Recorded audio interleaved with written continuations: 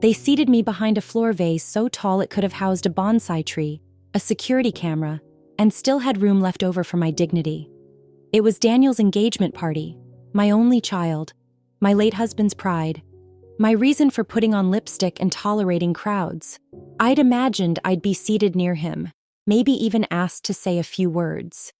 Instead, I was parked behind a decorative pillar next to the emergency exit, where I had the distinct pleasure of staring at a waiter's elbow and a floral arrangement that blocked any view of the toasts. I smiled, of course. That's what women like me do when we're being erased. We smile politely and make mental notes. 3 weeks from now, one of these people would be in handcuffs. I'd be sipping tea on the porch. And the legal documents they tried to pressure me into signing? They'd end up shredded, sealed in an evidence bag, and presented in a federal courtroom. But for now, I adjusted my reading glasses, nodded through a speech I couldn't hear, and pretended I was enjoying the decor. If you're reading this, drop a comment and tell me where you're watching from, and whether you've ever been dismissed by someone who thought your silence meant surrender. Trust me, it doesn't. What the DeVeres didn't know, what not a single person in that opulent room knew, was that this pension-collecting widow with a sensible purse and orthopedic shoes was sitting on one of the most impenetrable trust funds ever built. $18 million, hidden under layers of legal ice, crafted by a man who loved chess and hated parasites. My late husband Elliot always said, "Money draws predators like fruit draws flies, so build a glass jar with a lid they'll never crack." The morning had started well enough. I'd chosen a charcoal dress, simple, dignified, the kind that whispered retired librarian and not threat. My hair was set at Marianne's salon, nothing flashy, just enough structure to imply I was still paying attention. I'd worn Elliot's wedding ring on my right hand, a private gesture, like carrying a shield no one could see. Daniel greeted me with a distracted kiss on the cheek. He looked thinner, more polished than usual. His fiancée Vanessa smiled with all her teeth but none of her warmth. She introduced me to her parents, the DeVeres, as Daniel's mother Clara, like I was the florist. Charles DeVere was the kind of man who ordered wine by pointing at the price, not the label. He shook my hand like he was trying not to catch anything. His wife Clarissa was wrapped in so much silk and passive aggression I almost mistook her for a chrysanthemum. They asked polite questions. How was I enjoying retirement? Wasn't the weather strange this week? Did I find the party manageable? Manageable. As if my hearing might fail or my knees might give out mid-conversation. "Oh, quite manageable," I'd replied, dabbing the corner of my mouth with a napkin. "And you've outdone yourselves with the seating plan. I haven't had this much privacy since Elliot's funeral." They didn't laugh. They also didn't know that the more invisible I become, the more dangerous I get. I watched from behind my leafy prison as Vanessa's family floated from guest to guest, dropping compliments like breadcrumbs with just enough venom underneath to kill a weaker soul's confidence. Real estate moguls they were. Old money.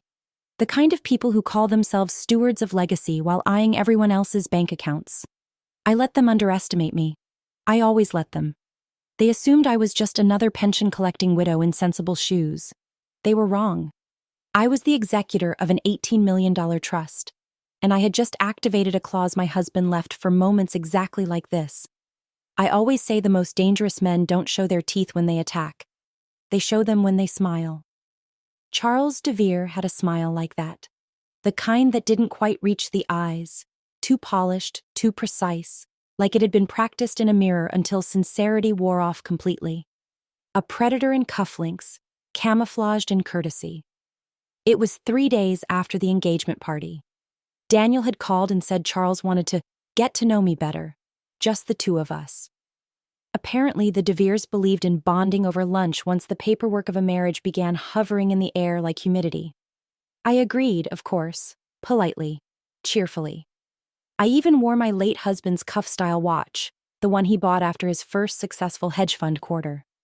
It didn't tick anymore, but the weight of it still reminded me who I was, and who I had outlived. Charles chose a place called Maison Grégoire, The kind of establishment where water is served in wine glasses, and the staff look at you like you're trespassing if your handbag isn't Italian. I ordered tea. He ordered control. "Clara," he said with a voice smooth enough to be spread on toast, "I want to say how thrilled we are to have Daniel joining our family." I gave a small nod. "Likewise." He smiled, again that smile, and leaned in slightly, like we were old friends or co-conspirators. "Families like ours," he began, "operate best when there's clarity, structure, a sense of aligned purpose." "Aligned purpose," I repeated, as though he'd just quoted scripture. "Yes, especially as we all grow older and life becomes more unpredictable." He glanced at the tea I wasn't drinking, then at my hands as if checking for tremors. I kept them perfectly still. "I've always believed," he continued, "that financial transitions should be managed proactively. It avoids confusion and, well, vulnerability."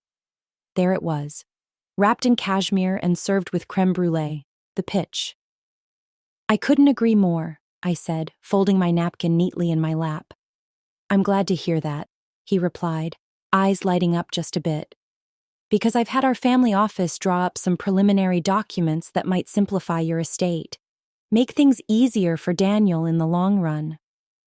I blinked slowly. "Simplify my estate?" He chuckled softly. "Nothing invasive, of course. Just some shared protections, mutual oversight, guardianship clauses, fallback authority in case of cognitive decline, God forbid, just preventative really, mutual family financial protection."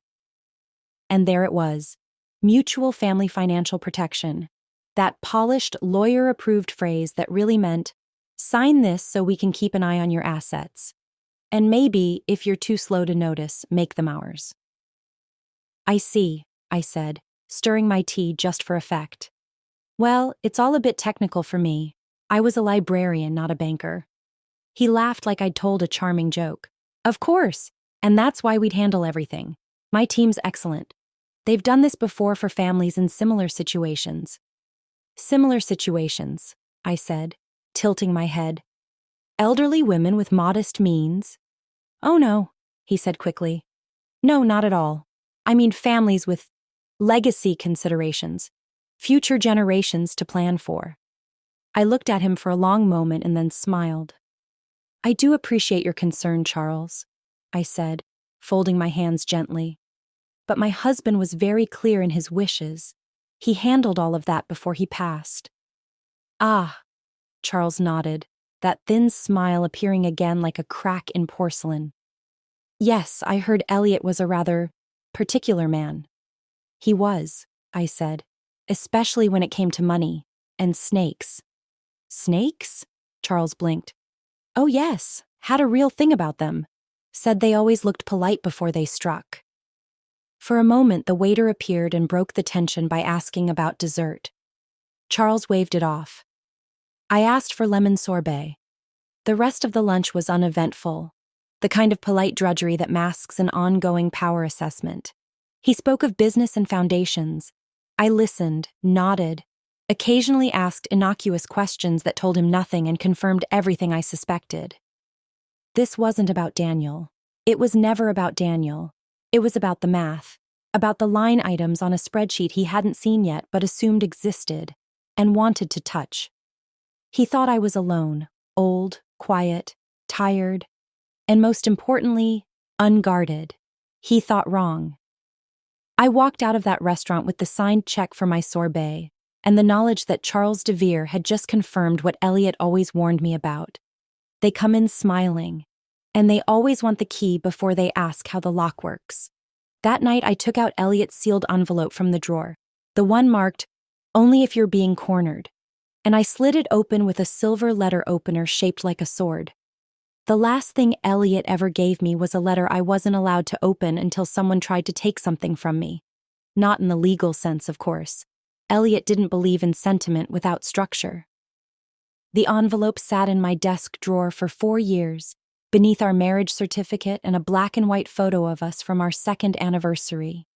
It was thick, sealed with wax, and marked in his crisp handwriting. "Only if you're being cornered." I used to run my fingers over those words when the house felt too quiet or the memories came in waves. But I never opened it. Not when the will was read. Not when Daniel left home. Not even during those hollow months when grief made every hallway in the house echo. I honored Elliot's timing. He was always particular like that. And paranoid, though he'd call it measured caution. The night after lunch with Charles DeVere, I knew the moment had come. I made tea the way Elliot liked it, strong with a pinch of clove, and sat at the dining room table in the same chair where he used to read the financial pages with a red pen in hand. I opened the envelope with the silver letter opener we'd gotten in Edinburgh. Inside were 2 items, a handwritten letter and a key. The letter was dated 8 months before his death. My Clara, if you're reading this, someone's trying to push you into a corner. I know the signs and I know you. You'd never open this unless something serious was happening. I'm sorry I'm not there to help you fight it off. But I am here. I've just armed you ahead of time. Enclosed is a key. It opens the safe in my study, behind the 3rd shelf, behind the copy of Principles of Strategic Capital. You'll find the documents you need there. Trust papers, proof of ownership, asset structure. More importantly, you'll find the name of a lawyer you've never met. But who knows everything? Her name is Carol Lee. I hired her 2 years before my diagnosis. She's a specialist in elder fraud, asset shielding, and legal counterpunching. Her words, not mine. She's under instruction to wait until she hears from you directly. The trust is now worth just under $18 million. It is irrevocable. You control it. No one else can access it without triggering a cascade of legal barricades. You are protected, Clara, not just with paper, but with design. I built this structure like I built everything else, to withstand opportunists and vultures. Do not allow anyone, not Daniel, not an in-law, not a sweet-talking accountant in a $5,000 suit, to tell you what to do with your mind or your money. Your judgment is sound. Your instincts are better than most hedge fund boards I've sat on. If they've underestimated you, good. You always were at your strongest when people assumed you were harmless. Use what's in the safe wisely. Use Carol. And remember, silence is not surrender. It's strategy. Yours always, Elliot.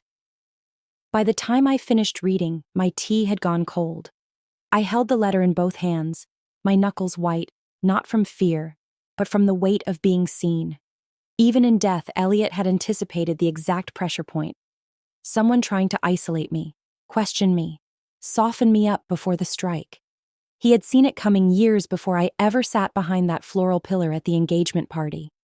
I stood and walked to the study. The shelf hadn't been touched since the memorial. I removed Principles of Strategic Capital, one of those books you need a translator to understand, and felt behind the backboard until my fingers hit steel. The key slid in smoothly. Behind the safe door were 2 leather folders and a flash drive, everything labeled in Elliot's meticulous handwriting. One folder held the full trust documentation, layered, airtight, and built with redundancies that made my head spin. The other contained records of private investigators, names, reports, financial red flags tied to people whose names I didn't yet recognize, but would soon. He hadn't just protected me. He had anticipated a war I hadn't realized was already underway. The last item in the safe was a card, black with silver embossing. Carol Lee, J.D., Senior Counsel, Lee and Ashcroft Protective Law on the back, a note in Elliot's hand. If the snakes come smiling, she's the one who cuts their fangs. I sat in his chair, the weight of the documents in my lap, and the familiar scent of his books around me. They thought they were circling a confused old widow. They were circling a fortress, and Elliot had just handed me the key to open fire. The call came just after breakfast while I was trimming dead leaves off my orchids, the same way I once pruned unworthy board books from the children's section at the library. "Mom," Daniel said, a little too chipper. "Hope I didn't catch you at a bad time." I could already hear the script in his voice, the kind of polite enthusiasm that sounds rehearsed. "Not at all," I said, wiping my hands on a tea towel. "Just communing with a dying begonia." "What's on your mind?" He hesitated, then launched. So, Vanessa's parents had an idea, a helpful one actually, about organizing some things ahead of the wedding. I said nothing. Silence is a spotlight if you hold it long enough. They think, and I agree, that it might make sense to start aligning family assets. You know, consolidating things, clarifying expectations, that kind of stuff. I let the word assets hang in the air between us like a sour perfume. Aligning expectations, I repeated gently. Expectations about what, exactly? You know, for the future, he said. Inheritance, property, care planning, all of it. It's really smart, actually. They have these advisors who specialize in legacy management. Legacy management. Not even Charles could have wrapped greed in a prettier bow. Daniel, I said as kindly as I could, you're 35 and still call me when you can't find the warranty for your espresso machine. What exactly are you consolidating? He let out a soft, embarrassed laugh. It's not like that. It's just, they're really big on transparency.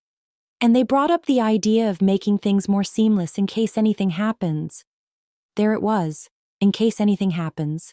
The same phrase Charles had used at lunch, as though life were just a long, slow crawl toward incapacity.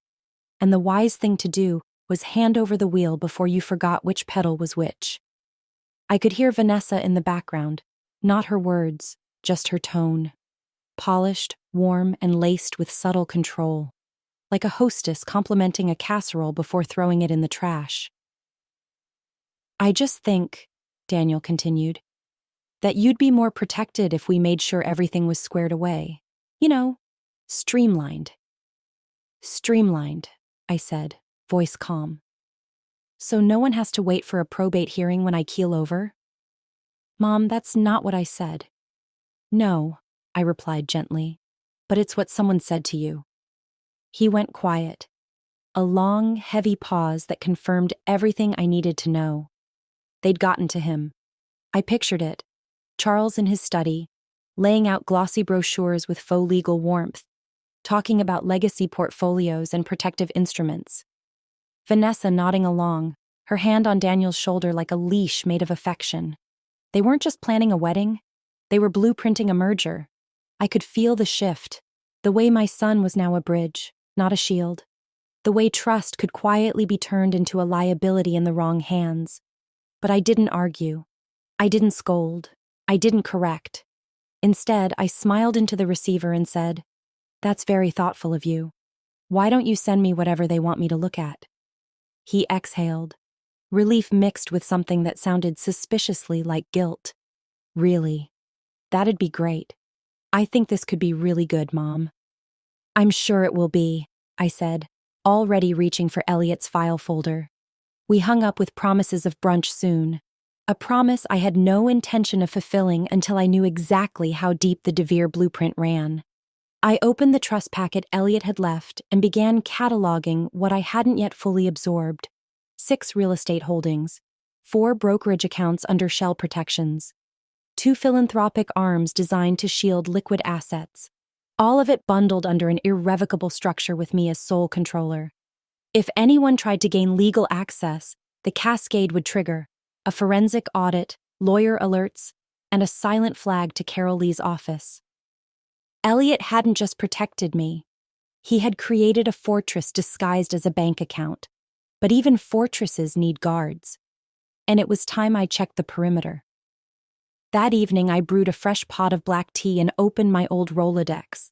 I still had friends in city offices, former students who owed me favors, acquaintances who still called me Ms. Whitmore, even though I hadn't corrected them in decades. I didn't need to accuse the DeVeres of anything. I just needed to start watching.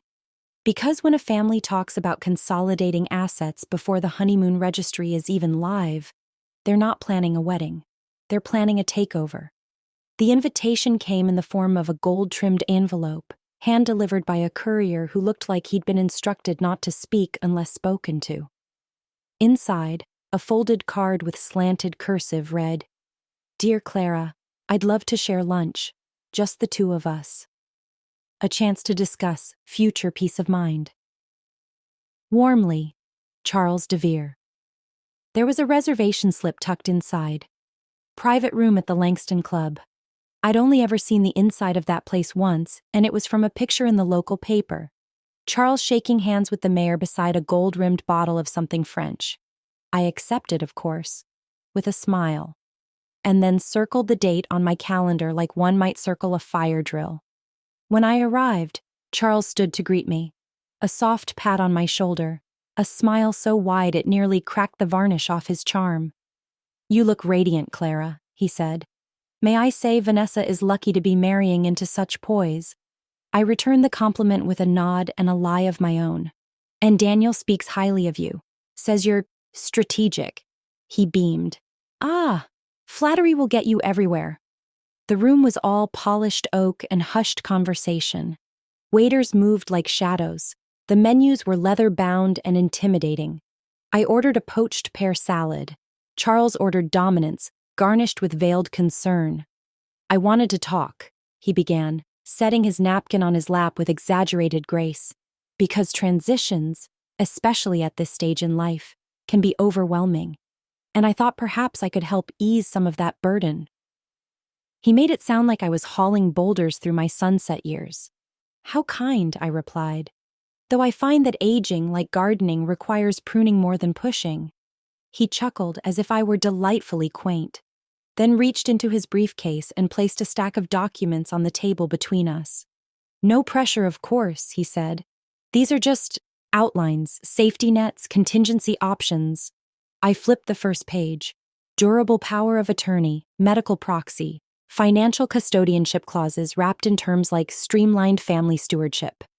"Elliot and I handled most of this already," I said, leafing through without blinking. "I'm sure you did," Charles replied too quickly. "But laws change, advisors evolve, and, if I may be blunt, old plans can grow stale. Stale, like a piece of bread forgotten in the back of the cupboard." "I see," I said softly. "And these advisors of yours, do they work for your foundation?" "They're independent, mostly. I retain them on a private basis." "Of course." I looked at him then, straight into that curated sincerity. "And what would I be giving up by signing this?" He leaned back in his chair, steepling his fingers. "Nothing that isn't already vulnerable, Clara. Think of this as insurance against mismanagement or confusion, should anything happen." There it was again. Should anything happen. The words felt like breadcrumbs leading to a cage. "I'm touched by your concern," I said, folding the papers neatly back into the envelope. "Really, it's not every day a man takes the time to worry about an old widow's estate." Charles smiled, satisfied. "It's because we consider you family." I tucked the envelope into my handbag like it was a thank you note. "Then it's settled," I said. "I'll take these home. Give them a proper look.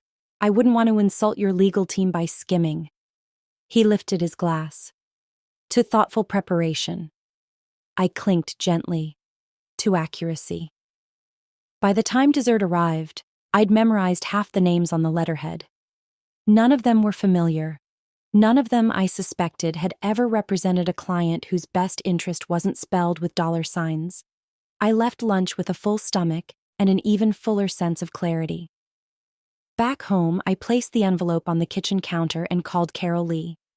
"I think it's time," I said, "that we had a conversation about predators who wear silk ties and smile too often." Carol didn't ask why. She just said, "Come in tomorrow. Bring everything. We'll dissect the snake." There's a portrait of me that hangs in the study. Oil on canvas, commissioned by Elliot for our 30th anniversary.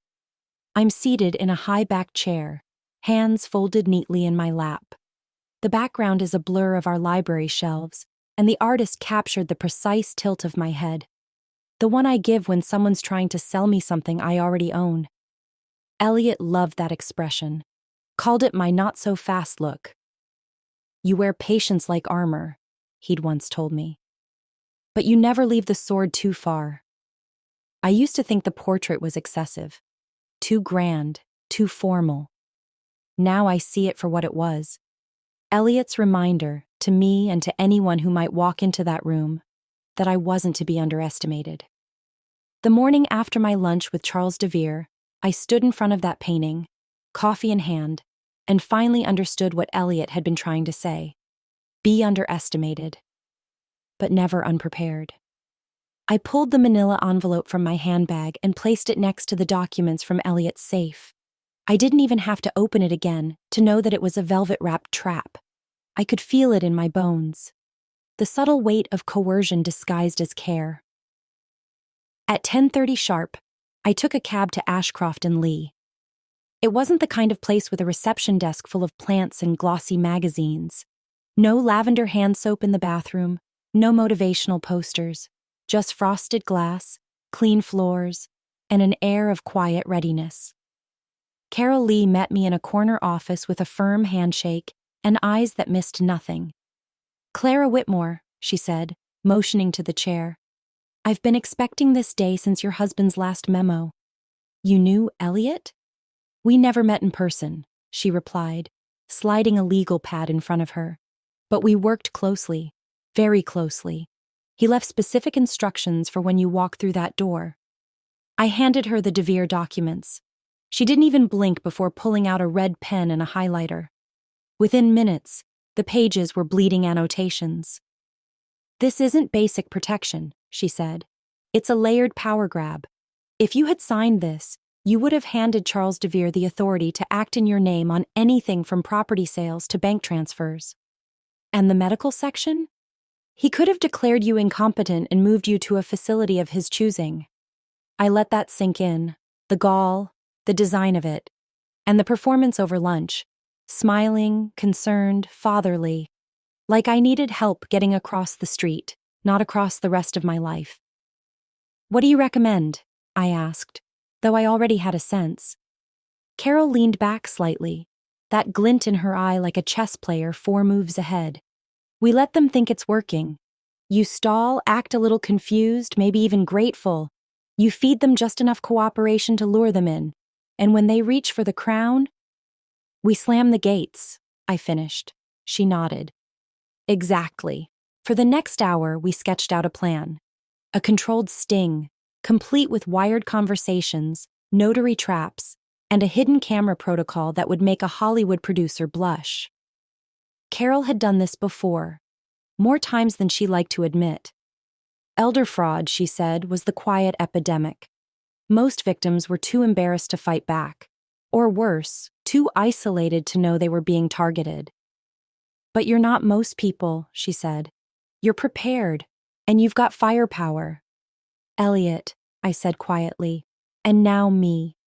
When I left the office, the sun had dipped just low enough to cast long shadows on the sidewalk, but I didn't feel small walking through them. I felt sharp, activated, seen. Back home, I passed the study again. The portrait of me stared down with that familiar half-smirk, that knowing patience. I touched the frame gently. "They think I'm wallpaper," I whispered. "But we're about to repaint the whole damn house." I called Charles on a Thursday morning, just as the birds were taking up their usual gossip outside my kitchen window. "Charles," I said, voice softened with just enough wobble to suggest early onset doubt. "I've been thinking about our lunch, and you were right. It's time I start preparing for, the inevitable." There was a pause on his end. Just one breath, but it said everything. Surprise, satisfaction, and the sweet scent of opportunity. "I'm so glad you've come to that conclusion," he said, smoothing his words like velvet over glass. "We're all just looking out for you, Clara, truly." "I'm sure you are," I replied, adjusting the dial on my stovetop. "Would you mind coming by this weekend? Maybe bring whoever you think I should speak to?" "Oh, absolutely," he said. "We'll bring a notary, just routine. And perhaps Vanessa could come too, make it feel familial." "Of course," I said. "The more the merrier." When I hung up, I didn't waste a moment. I dialed Carol Lee and said one word: "Showtime." She arrived later that day with 2 assistants, 3 cameras no bigger than my reading glasses, and a folder full of legal decoys designed to lure wolves out from under their lamb's clothing. "Where do you want the mics?" her assistant asked. "Parlor, obviously," I said. "They're too vain to resist the antique couches." Carol placed one discreetly behind a row of hardcovers in the bookcase and another under the coffee table, hidden inside a fake tea tin labeled Darjeeling, 1962. Fitting. Upstairs, they wired my study, tucked audio into my brooch, and ran a live recording link to Carol's laptop. If the DeVeres blinked sideways, she'd catch it. Then came the fun part, rehearsal. "Let's go over the scene," Carol said, as if I were prepping for a community theater play. "I'll be the woman who's too tired to argue," I said, straightening my cardigan and adding a quiver to my voice. She handed me a copy of their documents. Not the real ones, but legal lookalikes crafted with just enough inaccuracies to make any signature worthless. But Charles wouldn't know that. "Lean into being unsure," Carol said. "Ask silly questions. Make it seem like you trust them just enough to hesitate." I raised an eyebrow. "Silly's not my strong suit." "You'll manage." I practiced phrases like, "What does this mean again?" And "Oh, I never was good with numbers." It made my tongue itch, pretending to be helpless. But that's how you bait a trap, with weakness, or at least the illusion of it. The day before the signing, I pulled out an old shawl, one with a tiny hole in the hem I'd never gotten around to mending. I let my hair stay a bit unruly, just enough to say, "This woman is slipping." But my eyes stayed sharp. The night before they arrived, I made tea, real Darjeeling this time, and sat under the portrait Elliot had commissioned, the one where I look like I'm politely daring someone to underestimate me. I tilted my head and studied it. "You always said I had a flair for the theatrical," I whispered. The silence in the room agreed with me. By morning, the house was immaculate, not too clean, just tidy enough to suggest I was trying, but tired. I wore flats instead of heels, let a few buttons on my blouse remain mismatched, and left out a plate of cookies from a local bakery with the label still attached. Vanessa would see it as forgetfulness. Charles would see vulnerability. What they wouldn't see were the wires, or the legal pit I'd placed right under their imported loafers. At 1:04 p.m., their car pulled into my driveway. Carol was already parked down the block, laptop open, headset on. "They're right on schedule," she said. "Smile like it's bingo night." I opened the door and gave them my warmest, most oblivious smile. Come in," I said. "I've got tea and documents, though I might need help finding my glasses. Let the performance begin." The DeVeres arrived precisely at 1:59 p.m., 1 minute early, which told me everything I needed to know about Charles's need to feel in control. Vanessa wore a champagne-colored blouse and the kind of smile you reserve for pitying old women. The notary trailed behind them, brisk and businesslike, while a suited man I didn't recognize, their family financial advisor, no doubt, carried a monogrammed leather briefcase and eyes that never stopped scanning the room. I met them at the door with a fresh tray of cookies and a tremble in my voice. Come in," I said, stepping aside as if I'd forgotten I was the one with the deed to this house. "I made lemon shortbread. I hope you like citrus." "We're just grateful you're being so thoughtful," Charles said, placing a fatherly hand on my shoulder. "Let's make this process smooth and simple, shall we?" "Oh, I do prefer simple," I nodded, "but these legal things always confuse me." We gathered in the parlor just as Carol predicted, the same room where Elliot had once taught our son chess, and where I now offered tea in mismatched cups and nervous glances. The notary set up her station. The advisor opened his briefcase. Charles pulled out a 3-page document that, to the untrained eye, looked like a will addendum and financial delegation. To mine, it looked like a loaded gun aimed at everything Elliot had built. "I've pre-highlighted the parts that need your signature," Charles said smoothly, placing a pen next to the stack. "This just makes it easier for everyone, dear." "Of course," I said, adjusting my glasses and taking the seat with the best view of the bookshelf, where one tiny lens poking out from a Dickens novel was streaming this circus live to Carol's laptop down the block. Page 1. I signed with a shaky hand. Page 2. Another signature, this time with a little wobble at the end of the loop, just enough to telegraph frailty. Then came page 3. I paused. "My late husband, Elliot, he left me quite a few accounts," I said slowly, staring at the numbers on the page. But I'm starting to wonder, what if I forgot one? Charles blinked. Oh? He said too fast. Yes, I said, frowning as though trying to remember if I'd turned off the stove. There might be more money than I mentioned before. A trust fund, I think. 18 million, give or take. There it was, the flicker in his eyes. Greed, confirmation, and then action. He leaned in, voice lower now, reassuring, manipulative. Well, that's even more reason to sign, Clara. With that kind of capital, proper estate alignment is essential. Our team can help manage the assets so they don't get lost or misused. I glanced at Vanessa, who suddenly looked like someone had taken her name off a will. The advisor shifted in his seat, now clearly interested in the papers more than the tea. That's when Carol's voice clicked in through the mic in my brooch. Got them. Say the word. I placed the pen down and gave Charles my sweetest, most clueless smile. Oh, Charles, I said. You always were so confident. He straightened, smug. Well, it's best to plan early. I agree, I said, reaching for the manila folder tucked beside me, which is why I planned this. From the folder, I pulled out a legal cease and desist order, pre-prepared by Carol's firm. Just as I handed it to the notary, the front door opened. 2 plainclothes officers walked in with badges raised. Charles DeVere? One asked. Charles barely had time to stand. You are under investigation for attempted elder financial exploitation, conspiracy to defraud, and coercion. Vanessa stood, face pale. The advisor reached for his briefcase. Too late. The notary froze mid-stamp, unsure whether to notarize a page or a takedown.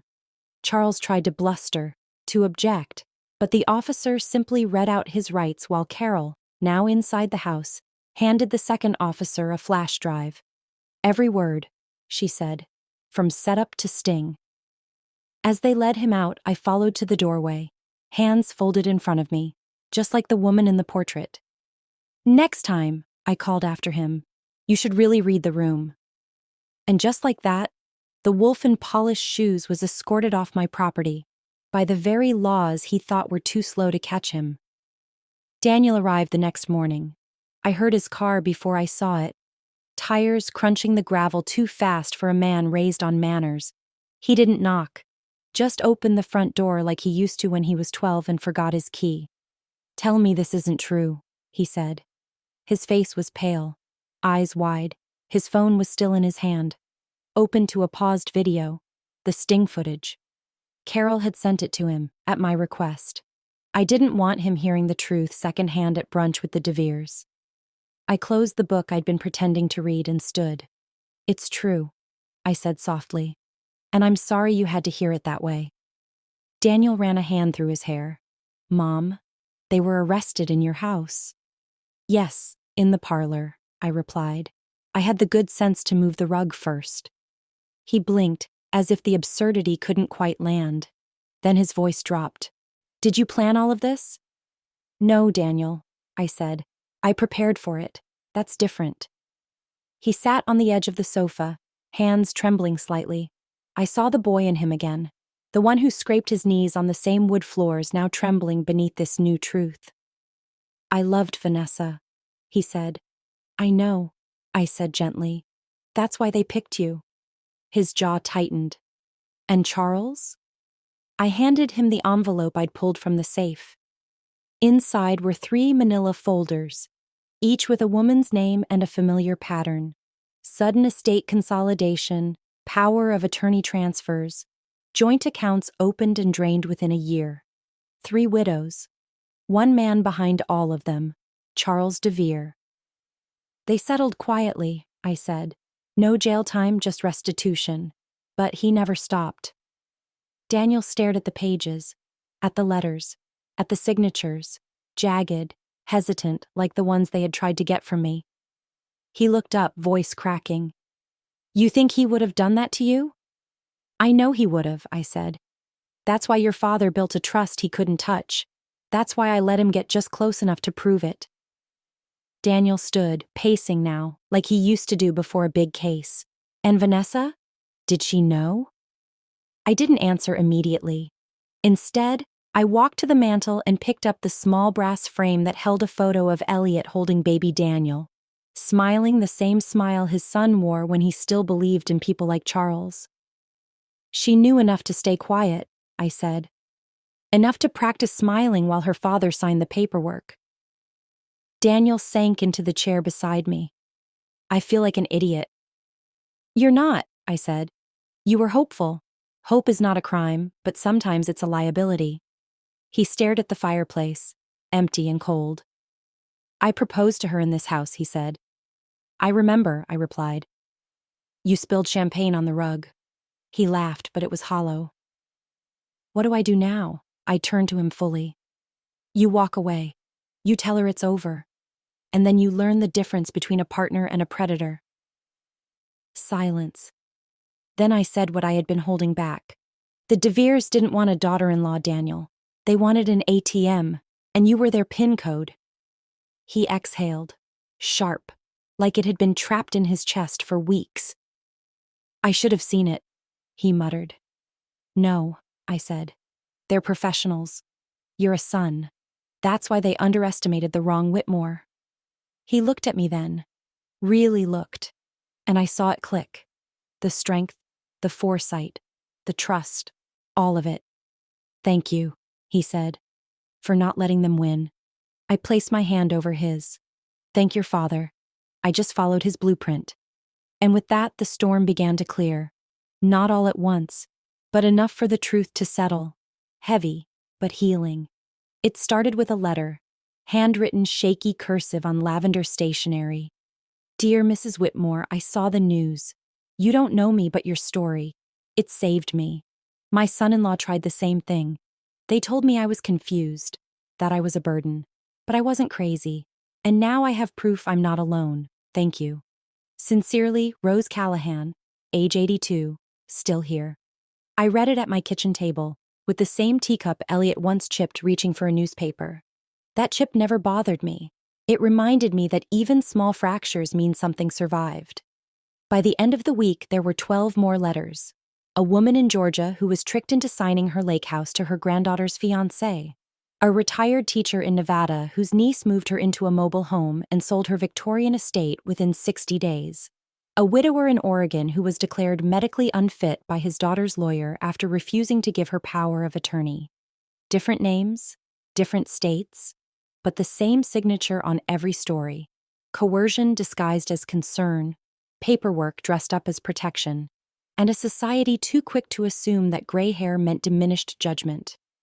Carol Lee brought in a colleague from the Department of Justice, who confirmed what we had begun to suspect. The De Veres weren't just isolated opportunists. They were part of a coordinated, loosely connected web, not always criminal on paper, but ethically rotten to the root. They used family ties as leverage, smiled sweetly while preparing financial ambushes, and worst of all, most of them got away with it, because their victims were too ashamed to speak up, or too isolated to fight back. I knew then that Elliot's money couldn't just sit in dividend portfolios and tax shelters. It was time to weaponize it, not in rage, but in protection. By the end of the month, I had donated $3.5 million from the trust to create the Whitmore Legal Shield Fund, with Carol at the helm. Its mission, to provide legal defense and investigative services to elders who felt silenced, shamed, or swindled. It took only one press release. NBC picked it up first, then the Boston Globe, then a viral clip on TikTok. Yes, TikTok, where a legal intern posted a montage of elderly voices reading out their lines of betrayal. You're not well anymore, Mother. We just want what's best for you, Grandpa. This is what Dad would have wanted. Each voice ended with the same words. But they forgot. I kept the receipts. The phones didn't stop ringing for days. We had to bring on 4 more attorneys, 2 investigators, and a retired judge just to triage the cases pouring in. I wasn't just Clara Whitmore, widow of Elliot Whitmore, keeper of trust funds and collector of antique cookbooks. Somehow, I had become a whistleblower, a rallying cry, a quiet revolution with good posture and ironclad paperwork. Carol came over one evening, long after the sun dipped behind the trees, and sat across from me with a look I hadn't seen in her before. Admiration, maybe, or something deeper. "You realize what you've done, right?" she asked. I looked at the letters spread across my table, 100 truths finally finding oxygen. "No," I said, "but I know what I won't allow anymore." She nodded. "We've been waiting for someone like you." I smiled and poured us both tea. "Funny," I said. "All I wanted was to protect what Elliot left behind. Turns out, what he really left me was momentum." The first time they called me the matriarch of justice, I nearly dropped my tea. It was in an article from the Washington Post, buried beneath a headline about Charles DeVere's trial. A young journalist had written a surprisingly dignified piece, describing me as the woman who quietly rewrote the rules of elder advocacy with nothing more than a well-tailored cardigan, a trust fund, and the righteous precision of a librarian correcting a misfiled book. I didn't recognize myself at first, but when I looked in the mirror that evening, half a strand of pearls still around my neck and 100 unread emails in my inbox, I saw her. Not just Elliot's widow, not just Daniel's mother, but something older than both, wiser, sharper, and finally, unafraid. The trial had gripped the country in a way I hadn't expected. Maybe it was the footage of Charles DeVere's perfectly coiffed smirk unraveling in real time, or maybe it was the sheer audacity of the charges: conspiracy to defraud the elderly, wire fraud, coercive financial abuse, impersonation of fiduciary authority.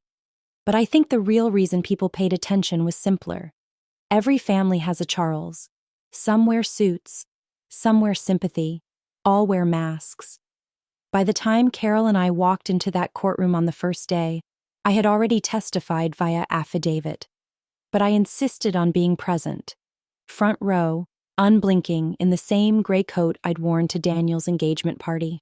Let them see the woman they thought they could outmaneuver. The prosecution played the recordings, clear as daylight. Charles talking about old people being easy marks, his lawyer chuckling about harmless paperwork, his daughter whispering about reprogramming Daniel to manage me. There were gasps. Some people cried. I stayed silent, T-stiff spine, hands folded. One woman at the back mouthed, "Thank you." Charles tried to spin it, claimed it was all a misunderstanding, family miscommunication, an overreaction, but the jury didn't buy it. Not for a second. After 8 days of testimony and barely 4 hours of deliberation, the verdict came in. Guilty, on all counts. The DeVere family name, once synonymous with coastal real estate prestige, had a new definition: predator dynasty unraveled by a pensioner with pearls. The trial ended, but the movement had already begun. Within a month, the Whitmore Coalition for Legal Dignity opened satellite offices in 5 states. Not charities, strategic strike teams. Lawyers, tech investigators, social workers, even media consultants, all trained to help elder citizens recognize red flags, secure their estates, and document coercion before it could take root. And they weren't just women. Men wrote in too. "I'm not a matriarch," one widower from Maine wrote, "but I've got stories and receipts." We welcomed them all. We held the first national summit in Chicago. I stood at the podium in front of 1,200 people, former teachers, nurses, factory workers, homemakers, war veterans, and told them the truth. We are not fading. We are not fragile. We are not your soft targets. We are the keepers of stories, of wills, of power, and we're done staying quiet. They rose to their feet. Canes tapped. Hearing aids buzzed. Some cried. Most didn't. They were too busy planning who to protect next. That night, I called Daniel. We were still rebuilding. Grief has layers, and his had to unravel slowly. But when I told him what we were doing, what his father's money had built, he whispered, he'd be proud. I think so too. Elliot didn't just leave me an inheritance. He left me infrastructure. And when you combine grief with a blueprint, you get revolution. They tried to seat me behind the same decorative pillar. Same restaurant, same white linen, same overpriced flatware, different occasion. This time I walked in with my own guest list. Lawyers, investigators, journalists, and 3 women who used to be too afraid to press charges until my case went public. We took the long table in the center of the room. No centerpieces, no disguises. When the maitre d' asked, "Will your family be joining you?" I smiled. They're already here. The air smelled faintly of rosemary and redemption. My lawyer, Carol, was in black with a pen tucked behind her ear like always. The room buzzed with a soft excitement, the kind of energy that only comes from people who had once been silenced and had finally found their voice. The waiter offered champagne. I asked if they had any Darjeeling. I wasn't about to toast victory with anything I couldn't pronounce before noon. The chairs scraped. Glasses clinked. There were smiles, genuine ones this time, and laughter that didn't feel rehearsed. We weren't pretending to like each other to keep up appearances. We were here because we'd earned this table. Every seat was paid for in battle scars and bank statements. Carol stood first. She read out the final verdict. Charles DeVere's conviction had been upheld through appeal. 5 others in his network were being prosecuted across state lines. An international arrest warrant had even been issued for one of his shell company partners hiding assets in the Caymans. Cheers went up. Someone shouted, "To Clara!" I lifted my cup but shook my head gently. "No," I said, standing. "Tonight we toast someone else." I pulled out a small photo from my purse, Elliot in his younger years. Wire-rimmed glasses, windswept hair, that smile that knew too much and said too little. This is the man who taught me not to flinch when cornered, who wrote his will like a war plan and made sure I had the armor to match. A hush fell over the table. No music. Just the quiet hum of justice hanging in the air. "He didn't just leave me wealth," I said, raising my cup. "He left me teeth and permission to bite." There were laughs, the good kind, cathartic, the kind you only get to have when your predator is in prison and your dignity is intact. The room blurred a little as I sipped my tea. Age does that. Or maybe it's just memory softening the hard edges. But what I do remember clearly is this. The same waiter from the engagement party was there. He came over after the toast and whispered, "Ma'am, I remember you." I gave him a polite nod. "Good memory," I said. "No," he added with a nervous smile. "Back then, I thought you looked invisible." I laughed, not cruelly, just knowingly. "Most predators miss the ones who look like ghosts," I told him. "That's where we get them." He asked if I wanted dessert. I asked for the check. Because justice, no matter how sweet, should never come free. It should cost you something to make it matter. I paid the entire bill, tip included, and left behind a crisp envelope addressed to the manager with the words, "Next time, don't block the widow's view." As we filed out into the night, I looked once more at the restaurant, the place where I was supposed to disappear into a vase. Now, my name was on a national coalition, a court record, and 1,000 letters from women who now knew what to look out for. I walked to the car on my own. No driver, no fanfare. Just one final thought whispering behind every step. I was never invisible. I was simply waiting. To the woman they think won't fight back. You're probably reading this in a quiet room. Maybe your children are grown. Maybe you've buried a husband. Maybe you've buried pieces of yourself so many times. You've forgotten where all the graves are. Maybe they think you're soft, or fragile, or forgetful. Maybe they call you mom when they want something signed and mother when they want something ignored. Maybe they seated you behind the flower arrangement at your own child's engagement party like they did to me, hoping you'd stay hidden among the roses. Let them. Let them underestimate you. It is a weapon they hand you freely. I've been where you are. I've smiled through family dinners while someone across the table calculated how many years I had left and how many zeros they thought they deserved when I was gone. I've listened to men in expensive suits speak slowly to me, as if my mind had gone where my husband did. I've heard the word transition used like it was a kindness, not a cage. I've seen the gleam in their eyes when they think they've found a loophole, in the law, in your heart, in your will. Let them look. But while they look, you prepare. First, record everything. Not just the conversations, record their tone, their sudden interest in your health, their insistence on helping, their eagerness to get things in writing, especially if it's in their handwriting, not yours. Second, lawyer up, not your cousin's friend who dabbled in real estate. Get a shark, someone who's handled probate, elder fraud, and estate warfare. Someone who won't flinch when they hear the words power of attorney used like a threat. Third, don't be afraid to act. There is no shame in protecting what you've built, no guilt in defending what your partner left behind, and no sin in making sure that legacy isn't siphoned by those who think kindness equals consent. And finally, stay underestimated. Wear the cardigans, bake the cookies, nod at the right moments. Let them believe you're too tired or too lonely or too old to notice what they're doing. Then, when they lean in with the contract and the pen, snap the trap shut. I did. And now, they're in prison. Their names are in court records. Mine is on plaques and press releases and a national legal coalition for women just like us. Because we're not fragile. We're not fading.